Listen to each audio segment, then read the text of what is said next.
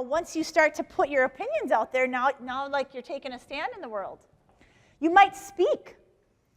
You might start to think about who you could speak to. Shane, there is an organization in town called the Minnesota Film, the woman who runs it is named Ricky McManus. I think it's called the Minnesota Film Association. They have an office in Duluth. What a great place for you to start volunteering for. While you're in college, I volunteered here. In fact, I led an event. They have an independent film festival. They just had it at the Zeitgeist. Yep. You heard about it? Yes. Cool. Did you go? No? But that's the kind of stuff that now Shane might choose to volunteer at the Minnesota Film Association, the film office that's right here in Duluth. They help, and you might work on the sets of some of those and start to get experience. Because if you come to Frontline and you've got that and the next guy doesn't, that's going to differentiate you. That's one thing. You're going to use, you might build a website or use the web. There's all kinds of different resources on the web that we're going to talk about. You're going to use it. Whoops, let's come back. Let's come back there. Here we go. You might use it in a blog. You might decide to get a blog and start writing about why pediatric nursing is so exciting. Now, that might be a boring blog, but if you bring your passion to it and your brand and what you're excited about, it might be interesting. Okay, you guys getting the picture here? So your message is at the center of your communications wheel. Your brand statement, your brand attributes, all of those things we talked about, the summary of all of that extract phase, that's at the middle. And that's what you use. When you speak, you talk about that. So for me, when I talk about branding, to me, in my moxie head, branding is letting your freak flag fly, because we're all a little freaky. I know I'm a little freaky. And I've been afraid at times in my life to really be who I am, because I was afraid of being judged by somebody. But I don't want to be afraid of being judged by somebody. Because the truth is, they're probably afraid of being judged too. So why am I holding back what I have to bring to the world? Don't hold back. So your message, your message informs what you share in all of your different activities.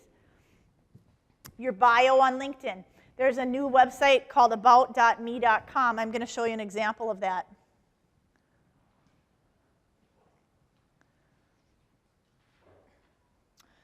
So resume, using your resume, I know Mary just taught a class on resumes. You guys have a lot of support here. But let's be clear about what this resume does, right? It gets you an interview, not a job. And sometimes it's your follow-up phone call that gets you an interview. Or it might be knowing the guy's name of the cat, the name of the guy's cat that gets you an interview. But here are some ways that you can stamp your resume with your brand. The biggest problem of resumes is people don't get specific enough. They're always too general. And this backfires. It really does. It will, if you're way too general, people might not understand what you're looking for. So niche yourself. Now, there might be different approaches to that. There might be some people that say, well, don't get too specific, otherwise you might not get the job. But let's think about it for a minute. If there are 50 people that apply for a job that all have a really general description, and nobody stands out because everybody's worried about being specific, if you're that hiring manager, how do you choose? A bunch of obedient cogs. So you're standing out within your target audience, within what you want. It's still being clear about what you want. You just want to be communicating, here's where I think I'm going to fit. I'm going to be the best say it again, film journalist? Yes. Film journalist you have, and here's why. I care about this. I'm passionate about it. As you communicate that, it's going to be so helpful. Niche yourself so you are visible, like that red umbrella. What do you think? Well, yeah, but how is there a way to gauge that? I think it's going to be some trial and error. What do you think, Mary?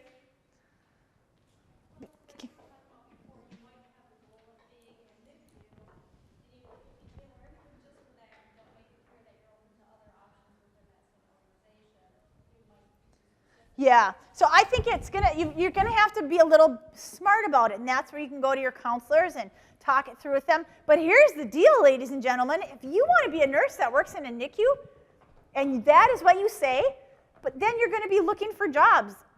You're gonna look for hospitals that have NICUs, and you're gonna look for, places that have openings, and you're gonna go after that like a little bulldog, and you're gonna make sure you get some opportunities, and that's what you'll get eventually. I guarantee you, if you talk about why you're passionate about that, and if you're truly connected, any hiring manager that understands that and that you communicate clearly to, they're gonna be like, we need to find a place for this girl. I have heard people say that. I've had people say to me, I am not hiring right now, but I'm gonna find a place for you because I see some potential. I had one woman say, you're so darn assertive that I just thought I better interview you because you're just never gonna leave me alone.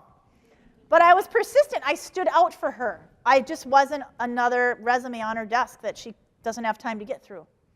Because think about it, these hiring managers are busy.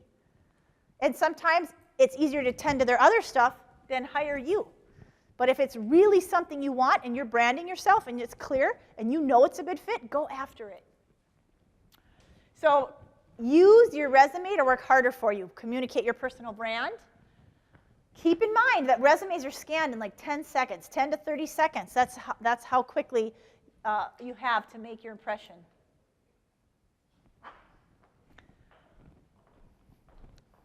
Your summary of qualifications or profile should be important and have your brand. Well written. I mean, this is stuff Mary probably covers. Your summary should be well written. It's really important if you guys have people who work with you at the career office that are expert writers. I know Dina's really good at writing. Is that even one of the things you probably help people with? Articulating. It must be well written.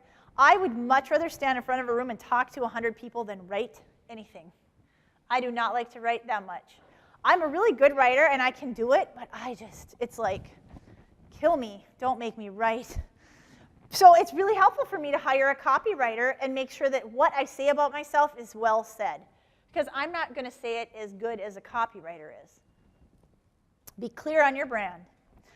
Okay, so now we get to talk about your online identity. This is really where it starts to get exciting because there's so many opportunities. And the thing that I want to make sure that you do is don't get overwhelmed and feel like, oh my God, there's so much to do, where do I start? Just start. Ready, fire, aim, get started. Get started. You got to start somewhere. So there's a lot to do here, but we heard about this earlier. 82% plus recruiters are Googling candidates. You will, if your ears are burning today, somebody's not talking about you. They are Googling you, okay? It's critical that you have a positive online ID. It's more and more important, and it doesn't just you don't just build your online ID tomorrow. It's over time. So this is just an article from the Harvard Business Review. And I'm just going to read it really quickly because I think it's important for you to hear. The most foolproof way to stay safe on social media is simply to be who you say you are. We've heard that before. Pretending to be something you're not or attempting to conceal or manipulate the truth is a surefire way to lose. You win by matching your image with reality, acting with integrity, and sincerely apologizing when you're wrong. There have been so many stories of people that have made mistakes online, where they've gone online and apologized. They've talked to their Twitter fans, and they said, I screwed up. It's so important to be honest. So here's a New York Times article. 75% of recruiters are required by their companies to do online research. 70% of recruiters in the United States report that they have rejected candidates because of information online. So the first step is to Google yourself regularly. Now there's a little spot in your book so you can follow along. And this is a quadrant that my brand teacher, William, developed. And as you Google yourself, there are a couple things that are important. And it's volume of results and relevancy. Are the results that come up relevant to you and to your brand? And how many results come up? Yes, question?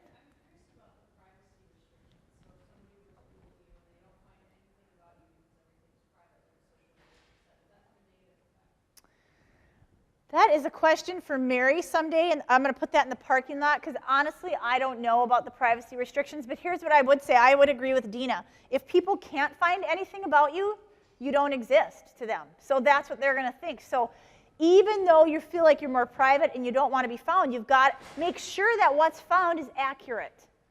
So you can be very much out there, but still be very conscientious and careful about what you express and what you say.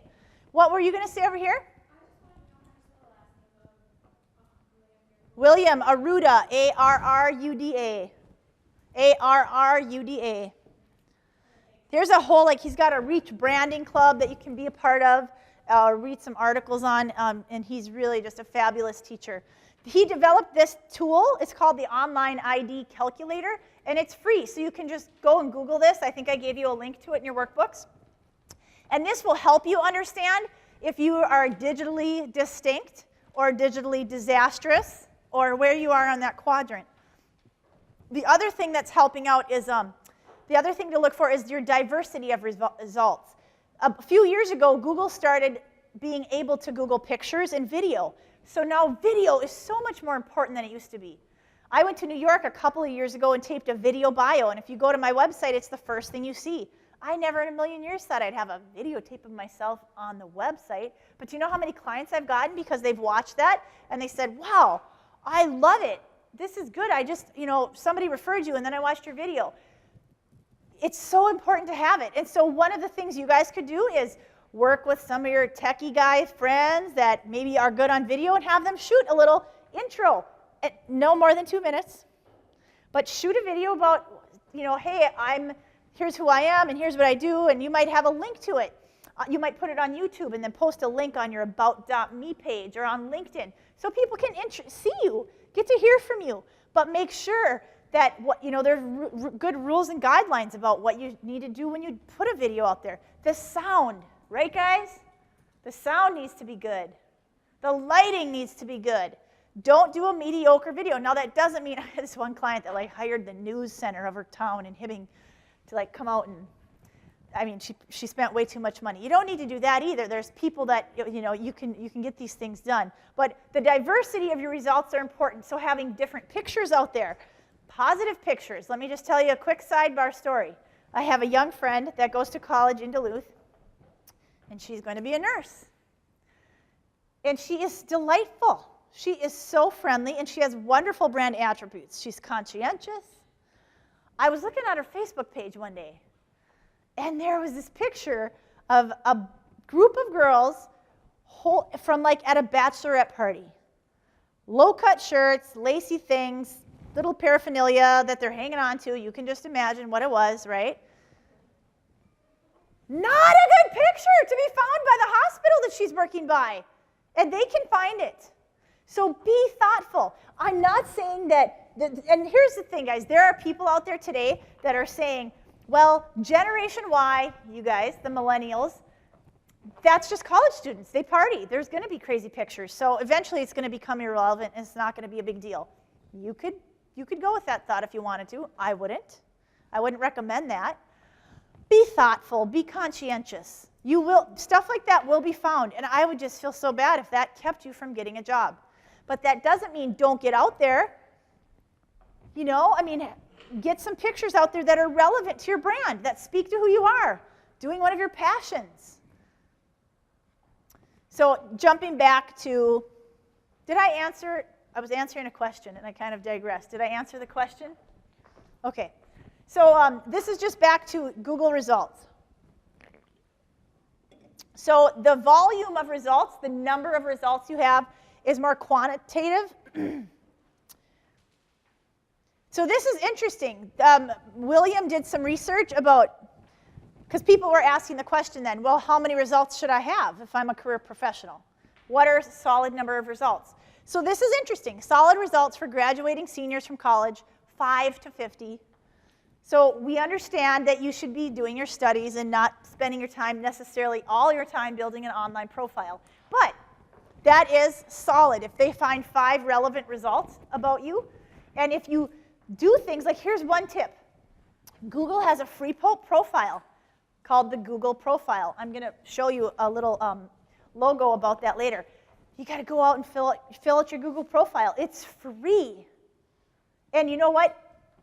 At the time that I did it, Google said, if anybody that has a Google profile, it'll be on the bottom of the first page.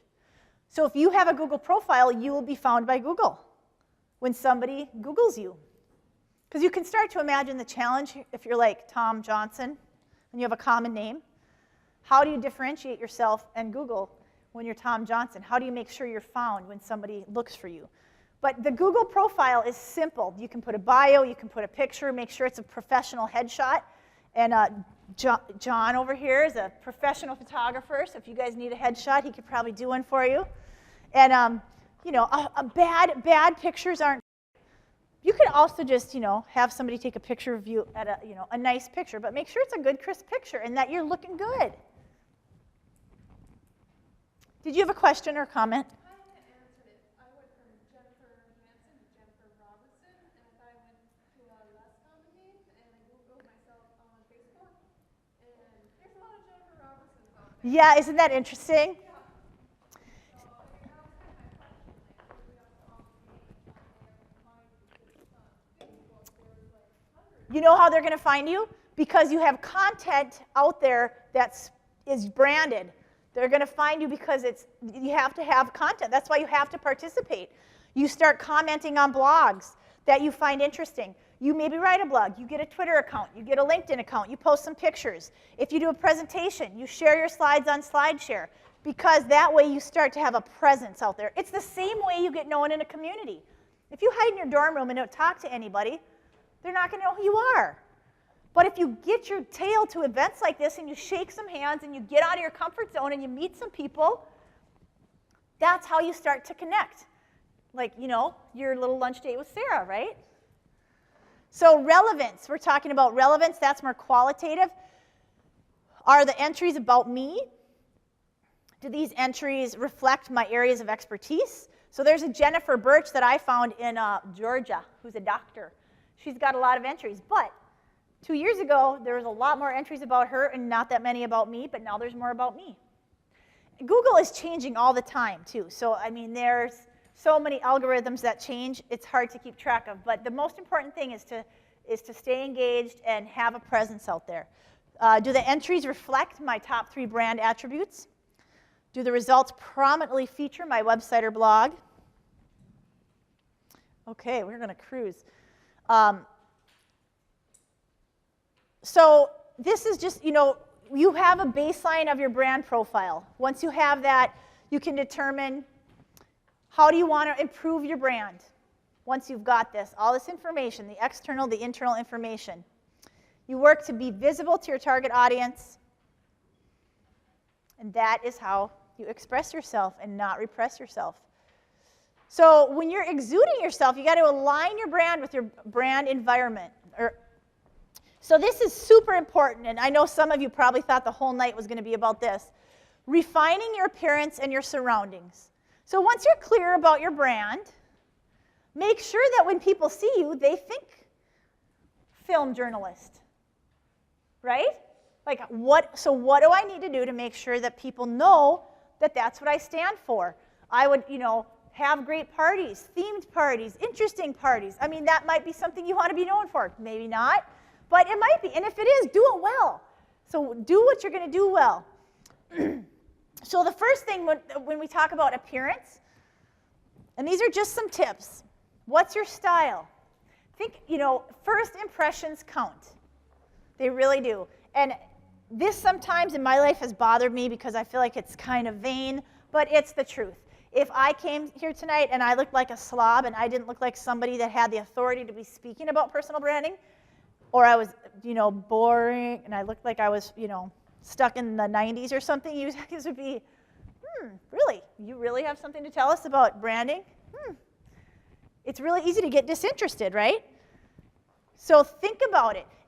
You know what I would do? I would suggest for every single one of you to do, wear an outfit that you would wear to a job interview. Come to the Career Services office and say, critique me. This is what I would wear, Dina. Tell me what's wrong. Are my pants too tight? Is my shirt too low? Are my underwear showing out of my pants? Do I, Go and say, guys, critique me. And don't do it just once, do it like 3 times in the next year. Wear an outfit to school, go to the career office and say, give it to me. I had Asha, my friend who went to school here, do that, and she came over and I was like, okay, we got to fix a few things here. And she nailed her job interview at Microsoft. But she was like, Jen, nobody would tell me this, that my shoes aren't, they didn't have shoe polish on them. She's in college. She's not thinking about polishing her shoes. But I don't want unpolished shoes to not get you, to make a poor impression. Because and I think I have this in here. If you make a bad first impression, it takes a person 20 to 30 times seeing you again to change that impression. So first impressions count. For us folks that wear spectacles, by the way, that's a tribe. We're all tribes. Like if you see each other, we're like, oh, she's kind of my kind of girl. She's got specs that I like, right? That makes us a tribe. So make sure they're clean. There's nothing I can't stand more than fingerprints on glasses. So have a little glasses cleaner with you. There was this guy that was running for mayor that got some feedback from me about his appearance one time. And I'm sure nobody in his life has ever told him this. And I was like, well, first of all, wash your glasses. There's fingerprints all over them, and it's disgusting. And that's all I think about when I'm talking to you is, can he see me? Am I fuzzy? Because I must be, because he's got so many fingerprints on his glasses. Not good. You must be comfortable, though. Again, branding isn't about being fake, right? It's about being you. Now, my friend Asha, she wasn't used to wearing high heels, but she had to wear some shoes that would convey a professional look. So she needed to buy some. And college girls, I'm going to speak to you for a minute. Sometimes girls at college want, you might wear your pants really tight so that a little booty shows off or something, right? Out in the professional work world, you got to watch that. So if you're questioning it, it's usually wrong. That's a good rule of thumb, okay? Your style should reinforce your brand attributes. It should appeal to your target audience. Trademark. Some people have a trademark. Like my glasses might be a trademark. And if I stop wearing them, it's funny. People will say, oh, Jen Rich, I didn't even recognize you. You don't have your glasses on. It's funny. People won't know who I am. So you guys know this guy, right? Who is that? Elton John. He has over 4,000 pair of glasses. That is his trademark. He has he's always got crazy glasses. In fact, he says 4,000 to 5,000 pairs of glasses. So to exude your brand, you also need to think about all of the things around you. And these are just some ideas, okay? But everything, your thank you notes. Your brand should really, like Shane, if you have some thank you notes, it should be somehow connected to what you want to do. Film. Maybe you get some, pictures of great films. At the Zeitgeist, they have that mural of all those great pictures over the century. Maybe you find some cool thank you notes that have that, because as you send thank you notes, people are going to start to connect that to you.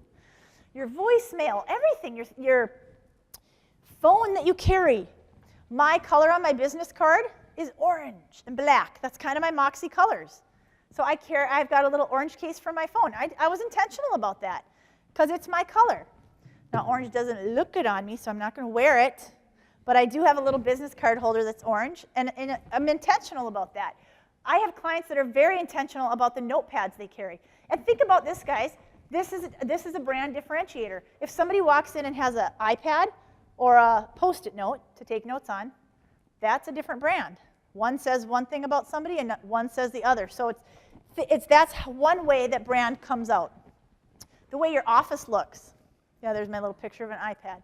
You totally have an impression of somebody if they whip out their iPad at a volunteer meeting versus somebody with no notes. What does it say to you? Detailed. Yeah. Offices, too. Or your dorm room, even. So thinking about your personal ID system, this is just your identity system. This is what we would talk about, how you exude your brand. It's really the visual vocabulary. It's how you're going to communicate it. So things like your headshot, we talked about that. There's a fabulous website called betterbusinessshots.com that give you pointers about how to get a good headshot. Font. If you're going to use a certain font on a website or a blog, use the same one all over the place. Colors, make sure, maybe you even come up with your own color palette, because different colors mean different things. There's a great YouTube video called What Color is Your Brand that my brand teacher did, and it talks about how different colors mean things. Orange means energy, and that's what some people have described as my brand. So I felt like that was a good color for my brand. It was on brand. Even from like the images and logos and textures that you use, be really intentional about that. And you guys might be saying, well, where might I use these? I'm going to tell you. Again, your online profiles, your blog. You might create a business card for yourself. So just here's a quick example. Brown. UPS has this color brown. Now, to me, that's kind of a boring color. We couldn't find a more boring color. But UPS, their tagline, does anybody know what it is? Say it louder. What can brown do for you? They have built a business out of the color brown and making that, they're known for that. And one of the most popular colors is blue. But brown is more differentiated, so they're not going to blend in. And they've done a magnificent job. So now we're just going to talk about building your network. So this is interesting, and Jane Howard is an author. Call it a clan, call it a network, call it a tribe, or family. Whatever you call it, whoever you are, you need one. You need a network. So we're going to talk about what your network does for you, and that you have a network online and you have a network offline, and how do you build those. And having a network really extends your brand, because if you guys, so Dina, I'll just use this example. Dina has a really good idea of who I am and what I stand for now. And the more she gets to know me, she'll be like a little brand ambassador, because she's really clear about who I am and who I'm not. And so now my brand is extended. And even you guys, you know me, I'm getting to know more people. So if you're clear about who you are when you meet people, they can carry that forward for you. Like you and Sarah, for example. When you talk to her and you make a positive impression on her, she's going to be more inclined to talk to somebody about you than if you weren't that interesting and didn't have that much to talk about. Give you a little tip. Okay. So there's a number one rule of networking, and that is this four-letter word, give. You need to give to people. Networking is not about what you can get. It's about what you give. And you might feel like, well, what do you mean, Jen? What am I supposed to give? There's all kinds of things you might give. I'm going to give you guys a free teleclass. If you want to jump on the teleclass, you can. I'm going to talk to you about how to do that 360 and how to use your brand to wow interviewers. Now, you don't have to get on, but if you want to, we'll do it at a time that's pretty reasonable. And I'm going to give it to you, because I want to help you drive this point home and make it more real for you. Networking is also a two-step process. It is about building your network and cultivating your network. So you need to go out and meet people, and then you need to cultivate it. So how do you give to your network? You might connect people. Okay, so like I just helped you, Kelsey, and Sarah connect, right? You ask people, what do you need that I could help you with? I asked that to a pastor that I worked with, and I know that he doesn't have a lot of money for training, so I gave him a spot in one of my classes, and he is so grateful and so happy, and it's for one of his staff members. You share articles. One of my favorite, Adina, you do this. You're so good at this. She's sending me articles all the time. Look at this cool article on branding I found. I love that she does that. I don't have that much time to read all these different articles, and she is just sending me articles all the time. I love it. But that's one of her brand attributes. She knows how to share. Send them a link. Remember them. If you see somebody get recognized for something, tear that page out, write a quick note, you rock, good job, send it to them. That means a lot. Has anybody ever had somebody recognize them like that? Boy, there are some master networkers that I have met in my life, and that's one thing they're really good at. So offline networking, we talked about this a little bit. You can speak to people. Volunteer to speak in your classes. Volunteer to speak, be part of a club that you're passionate about on school and go out and speak about it. And if that scares you, good. Participate. One of my favorite lines is, participate, don't anticipate. Don't get worried about what it's going to be, just go out and participate. But, getting involved. Publish. Volunteer, connect with industry groups, get internships, get mentorships. Online networking, you need to claim your online profiles, and a couple of them are Zoom Info and Zigs. Now guys, here's something interesting. Some of you may have a Zoom Info profile already, because these are things out on the internet, sites on the internet that grab information out there and build a profile for people. I had a profile, I didn't know that the first time I went and checked it out. And at the time when I was a coach, and it said that I still worked at the Chamber of Commerce. And I made a donation to a women's shelter one time, and it had me listed as a donor for Safe Haven Women's Shelter. So fascinating. But it got all that off of this stuff from the internet. So what you need to do is claim those and say, yeah, this is me, and then you update them. And you put your accurate headshot, you put your accurate job, you put your accurate bio. Because what happens is people Google you, they'll find the right information.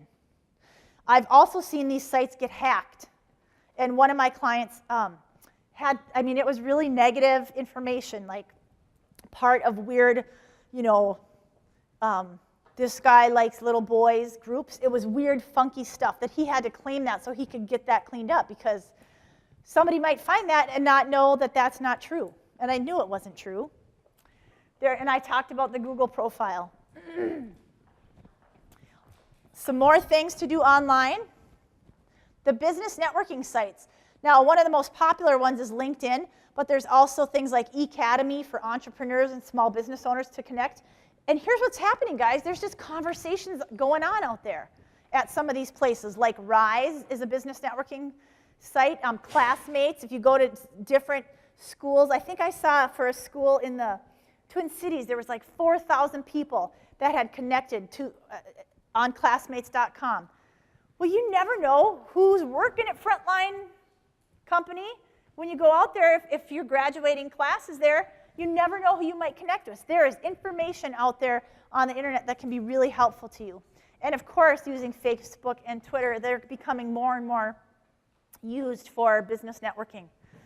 We'll just briefly talk about blogs.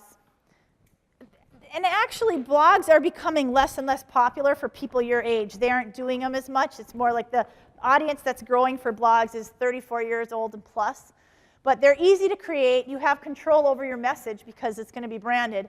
You need to have a willingness to update. So if you love to write, a blog is a great idea. You can share tips and opinions. You can make sure your message is on brand. They're not for everybody, but here are a couple of free blogging sites if you want to become a blogger.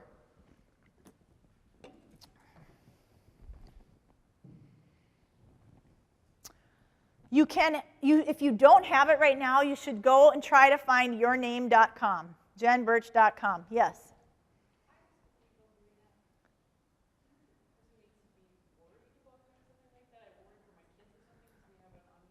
Nope, I think if you have children, you should buy their domain names today. Absolutely, because the internet is not going away. In fact, it's growing at such a rapid pace, it's not going away. It would kind of be like saying, should I be worried about putting my name in the phone book? Now, some people, I understand, are, but it's rare. It's like 1%, maybe 0.1% of people. But you want to be found. And when you are found, you want to be found with the right information, especially if you're looking for a job. So buy your domain name. You don't necessarily need to do anything with it today, but get it so you have it when you're ready. There's 8 million pages on the web. So if you have your own website name, you will stand out more. Google will find you. If somebody Googles your name, you might come up that much easier. Of course, it must be branded and differentiated. So this is the about, it's actually about.me.com. It's a personal profile page that you can make, and you can point people to other things, other LinkedIn profiles, Facebook profiles. John, you're a photographer, so you should have a Flickr account, and you should be naming what your pictures are. And you should, on your about.me, you should have a kick-butt picture of yourself, and or one of your award-winning shot that I saw out west. That was right, beautiful pictures at the Grand Canyon or something. Yeah, it's just beautiful. I was Googling you. So you might have that on your about.me page. She's like, really great. Here's an example of an about.me page. Tessa Chung, she's a marketing guru, she's a graphic designer, and here's a bunch of other things. She says, and Shutterbug, tech geek, sports fan, music addict, runner, Mac nerd, and cheese lover. That girl is personally branded, and it's good. You know, like if people joke with you because you know, she loves cheese. Maybe she's even from Wisconsin, and that's how she's using that to differentiate herself. Somebody might look at her and go, wow, that girl's funny. I like her. I want to hire her. She's got a sense of humor, and our company cares about sense of humor. So that's about.me.com. Extract, express, and exude. That is the recap. So I talked about this, additional support. That's my phone number right there. And I am going to be running a teleclass. It's actually not going to be that phone number. I have a free conference call calling number where like 150 people can join. So, but what I'm going to do is get that to Dina and send it out to you all so you can, even if you just want to, we want to ask some questions. I will probably have a way that you guys can submit questions through IMing or something, and I'll just start answering some questions. We'll talk about the 360 reach, and we'll talk about how to wow your interviewer with your brand. Okay? So what I would just kind of close with is that your brand should be authentic. Your brand should be differentiated. And your brand should be clear. And it really just needs to stand for something. And I hope you guys have learned something tonight. And even if you can just jot down a few things that you want to take away, what I'd like you to do, let's see, what time do we have, Dina? How much? 5:02, okay. I'm going to give you guys a postcard, and I want you to write, start thinking about this now. Can I maybe have some help from you, Dina, to hand these out? I want you to start thinking about three actions that you're going to take as a result of this workshop. These are in stacks of 6, so they can just go to the tables. 3, those are just for this table. Okay, so you with me? 3 actions that you're going to take. Thank you. So that's 3 actions that you're going to take as a result. Now, here's what I want you to do on this postcard. I want you to address it to yourself. Everybody raise your hand if you heard me. Who do you address it to? Yourself. Say it once more. Yourself. I've had so many people like, wait, what am I supposed to do? So you're going to address this to yourself, and you're going to write 3 actions that you're going to take as a result of this. And don't just put something down because you feel like you have to. Be honest. Even if it's a small thing, do it. If you're going to Google one thing, Google yourself, or maybe you're going to work to have a digitally distinct brand. Maybe you're going to build an about.me profile. Maybe you're going to take the Reach 360.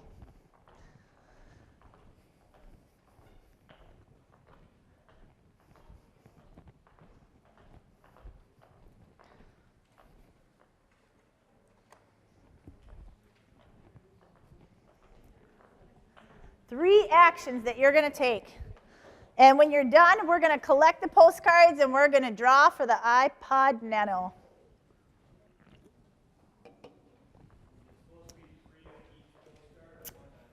Three actions on one postcard. If there's empty postcards, I will take them back. 3 actions. Okay, cool. So yeah, Carrie and Dina, maybe you and I, as people are done, we can start collecting them. So you're going to address it to yourself. And these, I would encourage you, I want you to think about taking these actions in the next 30 days. Now, you guys need to write those actions down on your workbook so you don't forget what they are. Okay?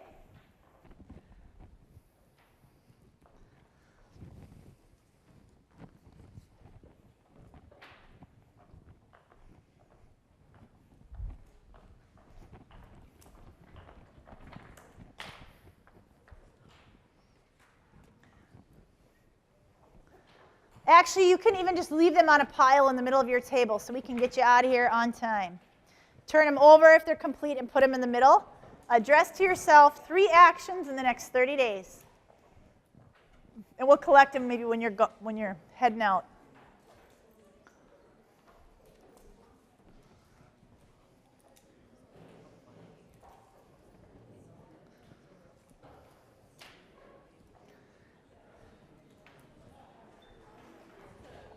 Okay, thank you.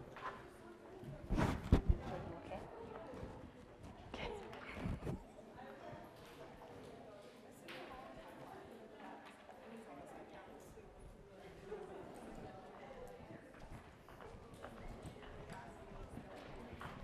Oh.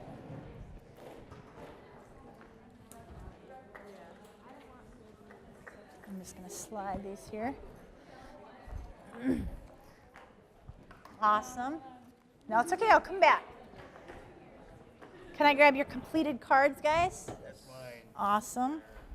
I like that. Just building a LinkedIn I know, I just account. figured I'd download it. I know. Get it going. Thanks, guys. You can draw from these. Yeah, Is that what you're thinking?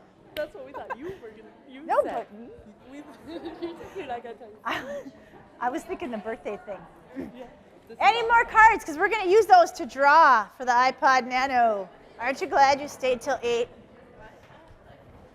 think there's another one over there. Okay, I'll go grab that. We're collecting the cards. Okay, awesome. Okay, last call for cards. Is there anybody's card that we're missing? You want to draw it? Anything else you want to say? I'm good. Maybe we'll close and then draw. Okay. Yeah, let's do We're that. just gonna say Do you want thank this? No. Okay. All right, before we draw, I just wanted to say thank you for everybody that came out tonight. It's been a lot of fun. And Mary, is there anything you want to say? Dina, I do just want to say, I know what a long day you guys all have had. I mean, many of you I know have been in classes like since 8 o'clock, and you're volunteering, and then it's like another 3-hour event. So way to set yourself apart and get some information that is going to make a difference in your career.